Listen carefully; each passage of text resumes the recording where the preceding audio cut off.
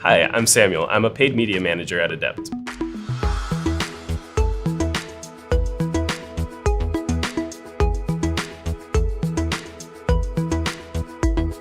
Google Shopping ads are huge for any e-commerce retailer selling products online. These ads make up a vast majority of spend on Google's platform these days, up to 76%. And the reason for this is because these ads are generating far more clicks than the typical text ad type. Users are engaging with these ads far more frequently and make up about 85% of overall clicks on Google's ad platform.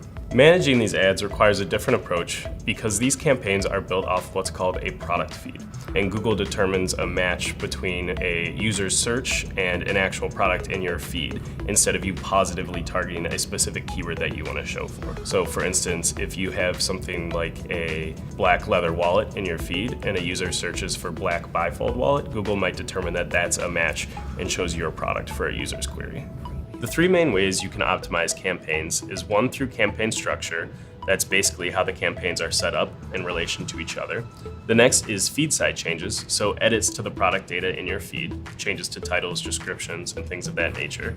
And then lastly, bid and budget management, so just the day-to-day optimization of your product bids.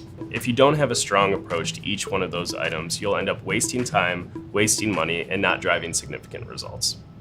Today we'll focus on campaign structure. And what campaign structure essentially is making sure that your campaigns are set up in a way that drive a user's query to the right product for the right search. For our luxury leather good retailer, we dug into the query data and found that a small percentage, just 9% of user queries, were driving 56% of overall transactions. And so what that makes us want to do is isolate those queries and try to drive as much traffic to those as possible. Now, with a campaign structure that doesn't allow for positive keyword targeting, this is difficult. So what we had to do for them was set up two campaigns. Instead of using positive keywords here, we had to use negative keywords and try to drive a user's query to one campaign or the other. We pushed as much budget as we could for those branded queries, the user that was most likely to take an action on site, and used the rest of the budget for new customer acquisition, long-term health for the program.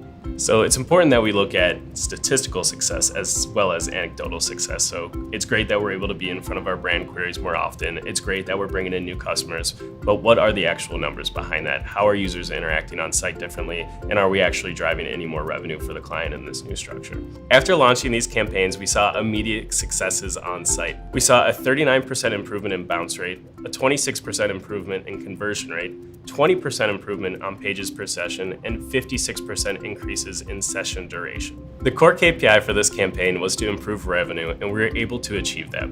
We increased revenue 18% year over year while increasing spend just 1%. It's important to note that just because you found success with one campaign segmentation type, it doesn't mean that this is going to be your solution forever. User habits change very frequently. Just look at the mobile landscape over the past 5 years, where it seemed like no one was converting on mobile devices 5 years ago, and now it seems like everyone is. New competitors enter the market all the time with new products and increase CPCs because they're bidding on products that are similar to yours. Google moves the goalposts all the time with new products and changing the way that their products work. It's important that you maintain strong industry knowledge and review your customer data to make sure that you're serving the right products to the right people at the right time.